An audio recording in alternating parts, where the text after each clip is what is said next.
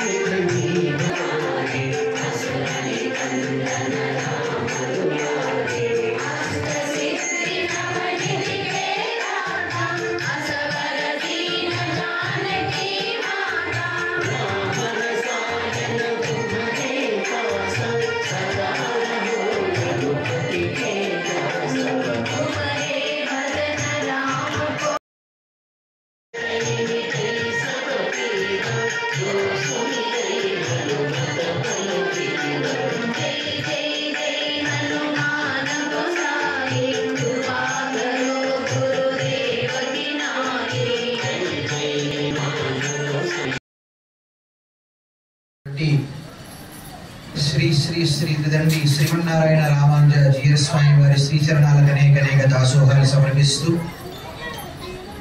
అశ్వత్ గురువులైనటువంటి బ్రహ్మశ్రీ విశ్వనాథ శర్మ గారి యొక్క శ్రీచరణాలకు అనేక దాసోహాలు సమర్పిస్తూ విచ్చేసినటువంటి భక్తజనులకు, భాగవతోత్తములకు, వైద్య నిపుణులకు, పత్రికా వారికి అందరికీ కూడా అనేక స్వాగత వచనాలు తెలియజేస్తూ, వాస్తవానికి ఇందాక మన వాళ్ళు మాట్లాడినట్టు ధర్మానికి గ్లాని ఇప్పటికీ చాలానే జరిగింది, ఇంకా జరుగుతూనే ఉంది. రాబోయే కాలంలో ఇంకా ఎలా ఉంటుందో మనకు తెలియదు.